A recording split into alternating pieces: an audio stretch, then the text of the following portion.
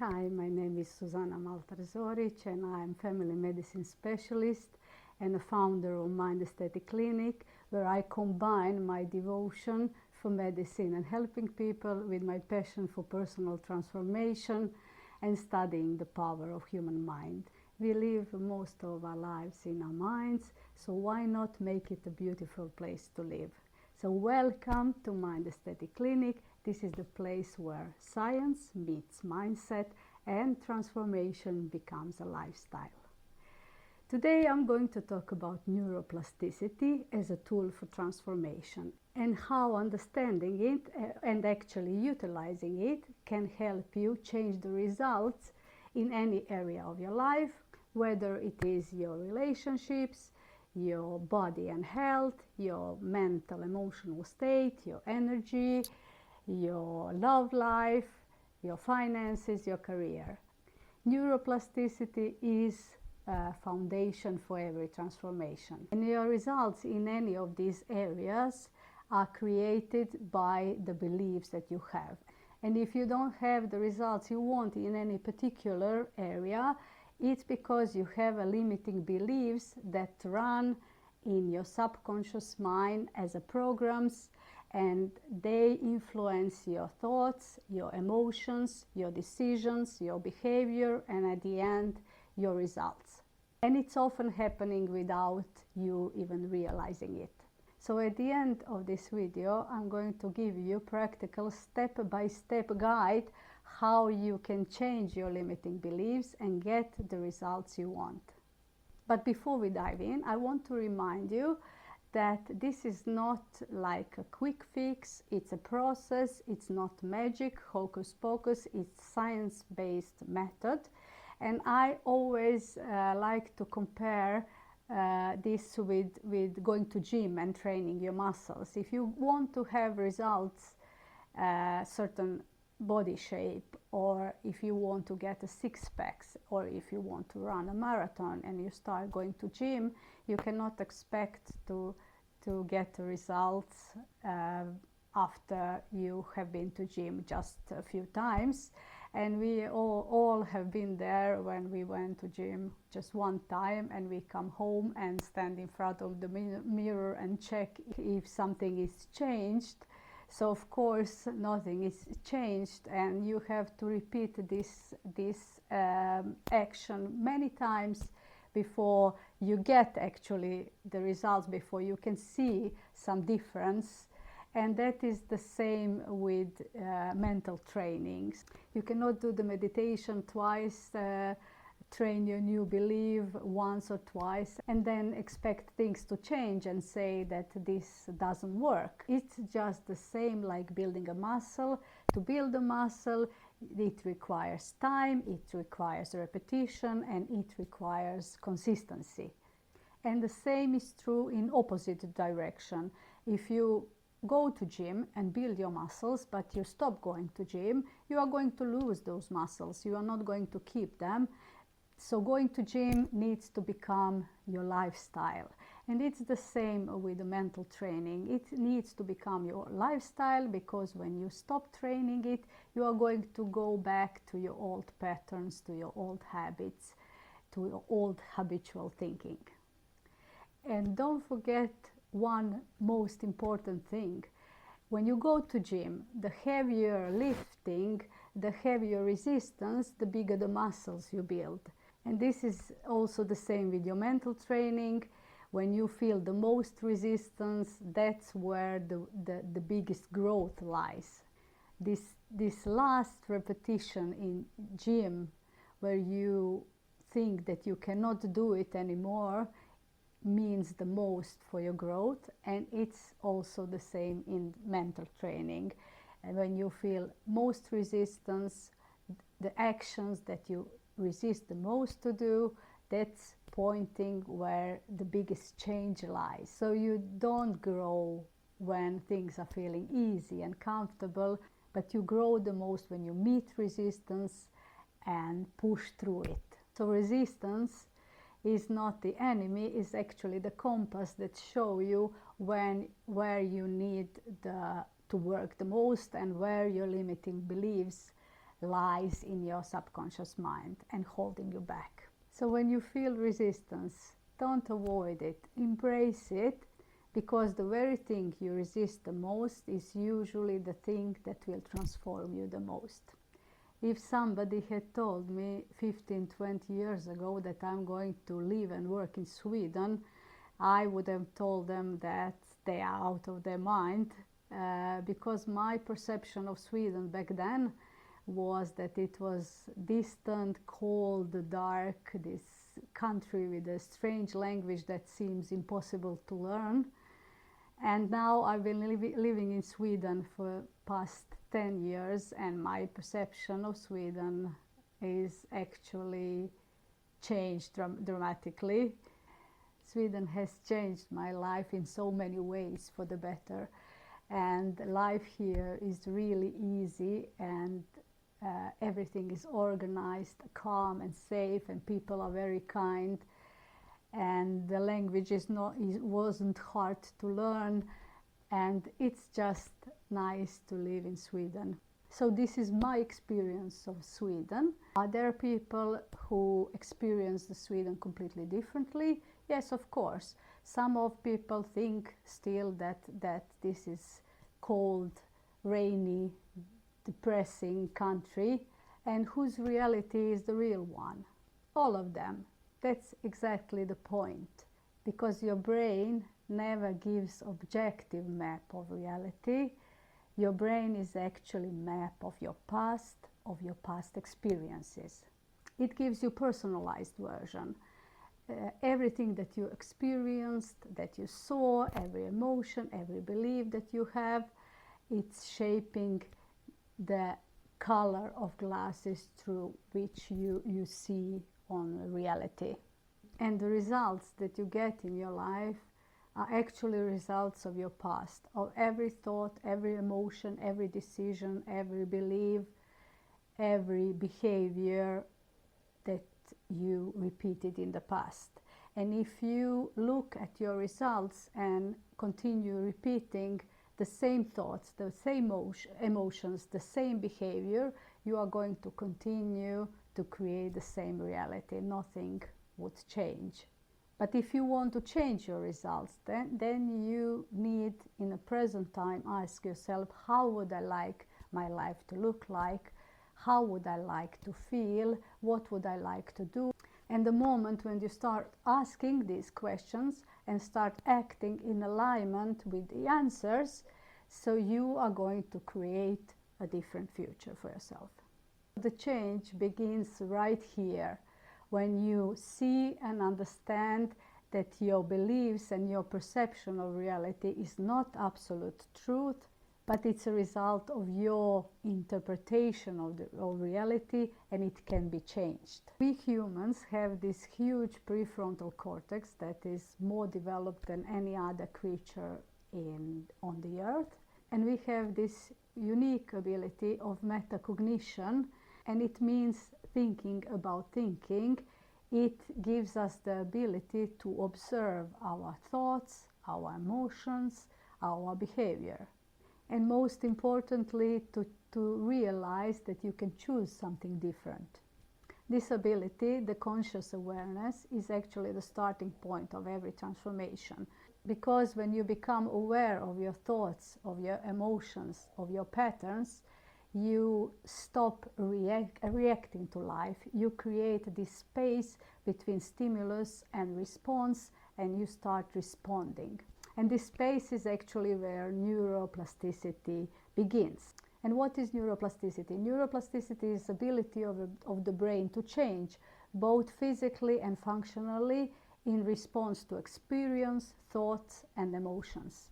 This is the ability of brain to build new connections between neurons.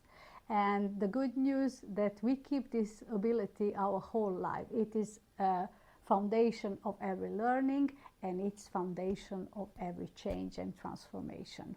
Every new idea, every decision, every habit, every new thought, it creates a new neural pathways in the brain, and with repetition these pathways become stronger and stronger. For example, I have learned Swedish language when I was 44. It was 10 years ago. And today I can speak Swedish fluently, almost like Croatian. And why is that? Because I practiced every day, I trained every day, and I created these new neural pathways that I repeated all the time until it became automatic. And today I'm actually speaking Swedish much better than English, but I'm doing these videos in English for two reasons. One is that everybody can understand me, even people in Croatia and Sweden and everywhere else. And the other more selfish reason is that I train neuroplasticity, because when I start using my Swedish, my pathways, neural circuits in English became weaker and weaker, and I need to strengthen them with practice, and I choose to speak in English to practice my English more. And this is actually neuroplasticity in action. It never stops, and it's possible at any age. And you can use it intentionally to transform and change any part of your life. So remember this, that our brain is not the record of truth, but it's the record of our experience, and that everybody is right in its own reality. So every one of us lives in its own version of reality, and in this reality you are always right, because your brain is always looking for evidence that is going to support your beliefs, that is going to support your identity. So we are doing our brain is actually doing everything it can to be consistent with your identity. Our subconscious mind functions like cybernetic machine. This is this self-correcting system, like a thermostat or a missile or autopilot in a plane. If we take example of a missile, when you set a target for the missile, so missile never goes directly to the target in one straight line, but it's zigzagging, continuously correcting its course, receiving information when it's off the course and going back to the course. It finally reaches the destination, but never as a straight line. And our brain is the same. It functions like cybernetic machine. Your beliefs are actually the target that you set for your brain, and your brain is doing everything to reach the target. Even if your beliefs are the limiting ones and doesn't serve you, it is functioning the same way. So your limiting beliefs are actually also your inner target that you have for yourself, and you cannot outperform your identity, your beliefs, and your self-image. If you have limiting beliefs like I'm not good enough, or I always fail and I can never change, this is just my personality, so this is actually your internal target, and your brain is going to do everything to be aligned with your current beliefs. To change your results, you actually need to change this inner target. You need to change your limiting beliefs. You need to do corrections in your identity, and then brain is going to adjust its function in one completely new direction. And this is the essence of transformation. And think about it, how many times have you changed a belief in your life? We all did it many times. You believe one thing, and after some time or some experience, you just see that it's not true and change the belief completely.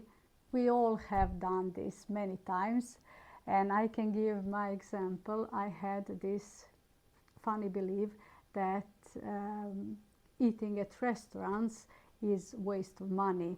And when I met my husband, he loved to eat at restaurants, and I always felt this resistance. I felt that it is wrong, that it is wasting of money, and I wasn't happy to go and eat in restaurants.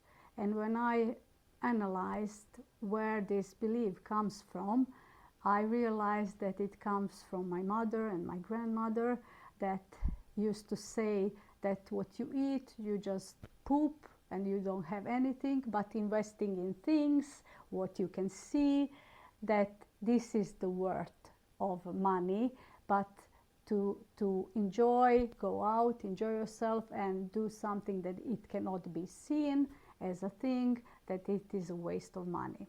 And I realized that they had this specific belief system that everything, what you feel inside, what you experience, it doesn't matter, but what can be seen on the outside, what others can see, that is what is important. So it is important how you appear on the outside, but how you feel on the inside, it doesn't matter. So of course I've changed this belief, and now I enjoy eating at restaurants, and this is the most precious memories that I have with my family, where we enjoy ourselves eating a good meal, laughing, talking together. I wouldn't trade it for anything that I could buy. So this is the perfect example how beliefs are created. This is not the universal truth. This is just a story that you repeated, that you heard so many times from your caregivers, from somebody around you, and that you repeat it so many times that you start to believe that it's true, but it's not absolute true. And we have all kinds of beliefs. Some beliefs are easier to change, but some deeply rooted beliefs that we got as small children from our parents, it's much harder to change, because they became part of who we are, part of our identity, our personality, and we often are not even aware of these beliefs. Beliefs like I am clumsy, I always fail, I am just lazy, I'm not worth it, nobody could ever love me, I'm just not lucky, others are better than I. These are just some of these beliefs that you can have, and they seem like a part of our personality, like a part of our identity, and we don't even realize that they control our life, that they control our results, and most importantly, that they can be changed.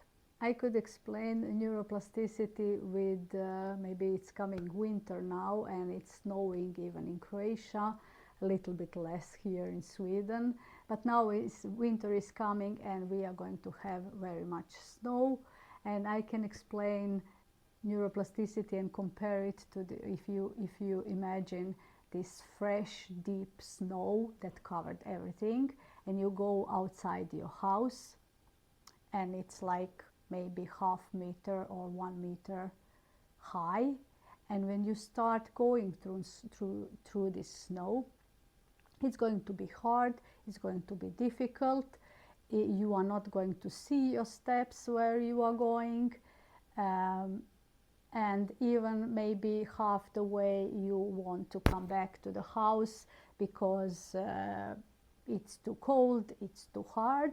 But if you continue going, first time it's going to be very hard, but second time when you go through the same pathway, it's going to be easier, and third time even easier. And if you go the same path many times, so it's going to, you're going to see the path very clearly, and you are going to go through this part without much effort. So this is the same with neuroplasticity. When you do things first time, you're going to feel resistance, it's going to feel uncomfortable, but second time and third time and many times when you repeat the same thing, so you are it becomes a part of who you are, it becomes much easier. But when we talk about changing is not becoming somebody else, changing is not trying to fix yourself because something is wrong with you. But if you want to change the results in your life in some particular area, so the way how you can identify your limiting beliefs is actually to look after results in every area of your life, and in one area, particular area, you don't get the results you want, then this is the area where you have limiting beliefs. And first step is to become aware of those limiting beliefs, because you cannot change something that you are not aware of. And that means that when you start being aware of your thoughts, of your accompanying emotions, of your decisions, of your behaviors, you can decide to start changing them. And here meditation helps very much, because in meditation is not just like some spiritual practice or just relaxing. It's a very powerful mental training where you quiet down background noise, where you take the seat of the observer. You train to observe your thoughts, your emotions, and that means that you take a step back and stop identifying yourself with your thoughts and emotions and becoming somebody that can observe them.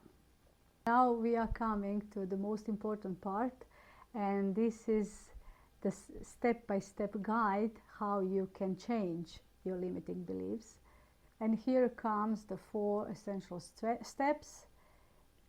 And first step is called identify. You need to identify your limiting belief.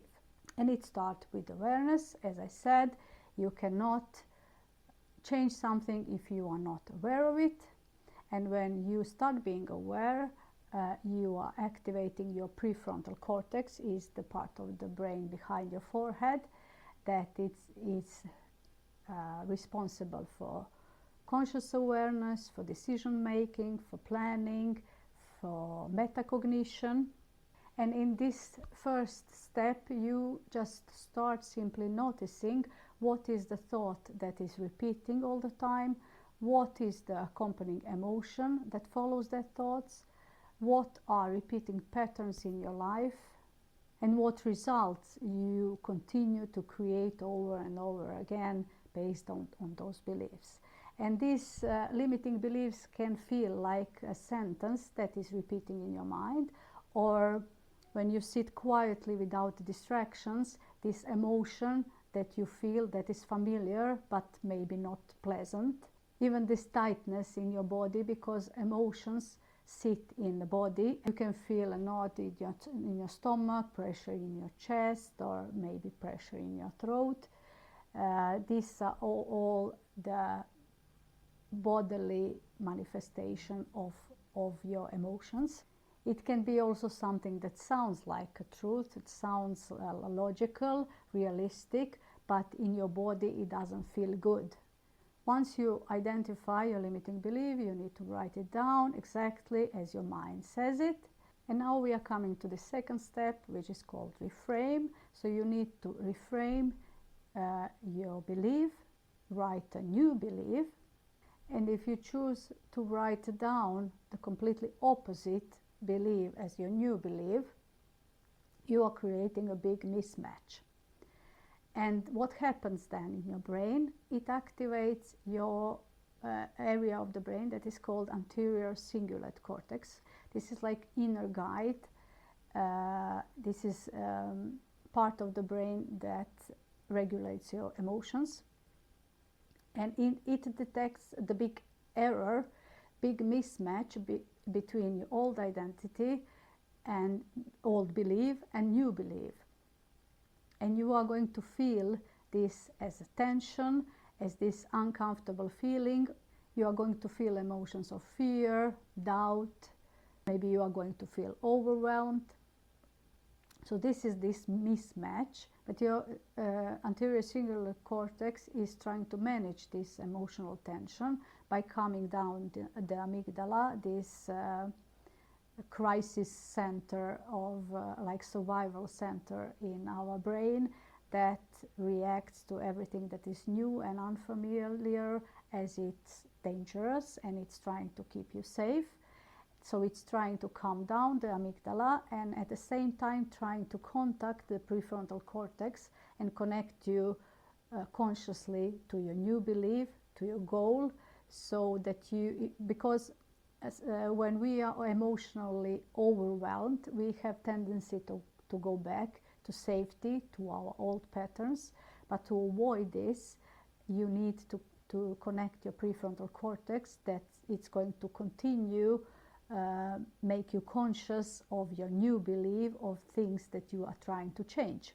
But you cannot change from this old belief, for example, I'm not good enough, to I'm strong, confident, directly, because the mismatch is too big and the emotional tension is too big, and your anterior cingulate cortex cannot bridge this emotional tension.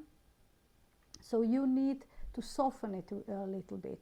So you need to find these bridging beliefs that your subconscious mind can still accept. You yourself need to find this softer, more believable version of this belief that your subconscious mind is still going to accept, and that is not creating a tension in the body, but when you feel that body relaxes, then you have found the right bridging belief. Example for bridging beliefs from I'm not good enough to I'm strong and confident can be I'm learning every day to be more and more confident, or I am willing to change the belief that no longer serve me.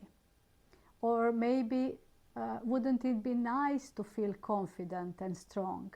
Or it can be it's possible that I am more capable than I have believed. And you are going to know in your body when you find the right one, and then you can use it. And then you can go to the next step, and the third step is called repeat.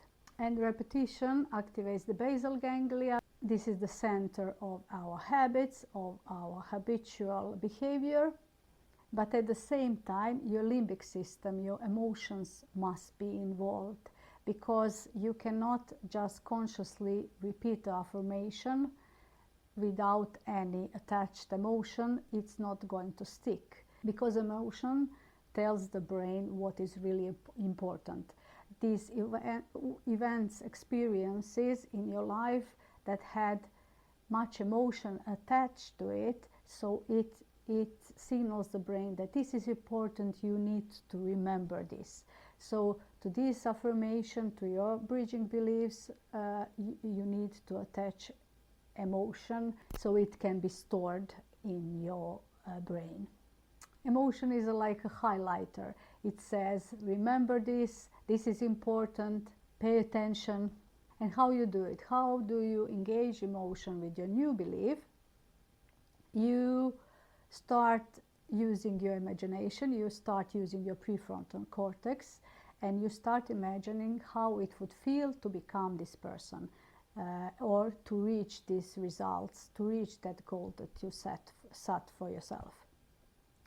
So these emotions that you start feeling when you imagine how it would feel, it becomes emotional signature to your new beliefs. And by repeating this over and over again, this connection between the thought, the new belief, and the emotion becomes stronger and stronger.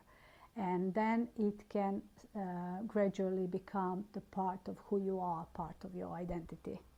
So your brain moves from this is strange, this is weird, to this is possible, and then eventually to this is who I am. And now we are coming to the fourth step, that is called act, where you are acting in line with your new belief. Here we activate motor cortex, which is responsible for movement and your behavior, and we activate the dopaminergic system that produces dopamine. Dopamine is a molecule of motivation, of reward, expectation, anticipation, and molecule of reinforcing your new identity.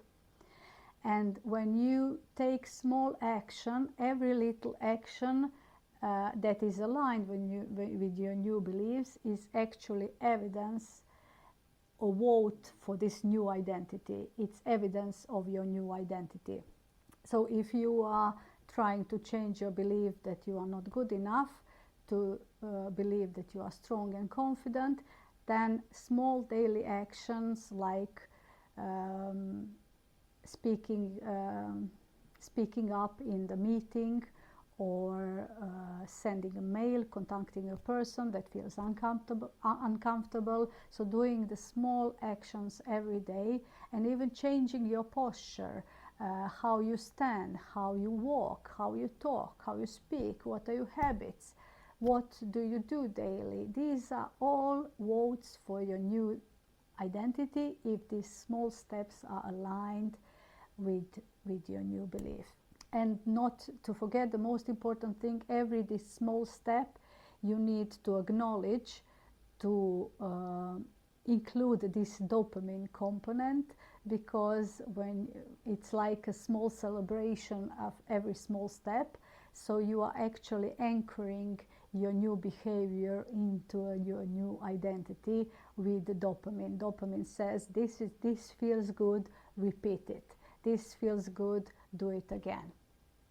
So in the end, the formula for transformation can be summarized in one sentence, and this is identify, reframe, repeat, and act. Identifying and awareness creates an opening, reframing creates a new target, repeating builds a new neural connections, and action turns it into identity. This was my signature 4-step neuroplasticity framework for transformation. And that was everything for today. Thank you for watching, and if you like this video and you would like to see more of them, it would mean a lot to me to subscribe to my channel and share the video with your friends. And don't forget to write in the comments what belief are you ready to rewire today. So thank you for watching. See you in the next video.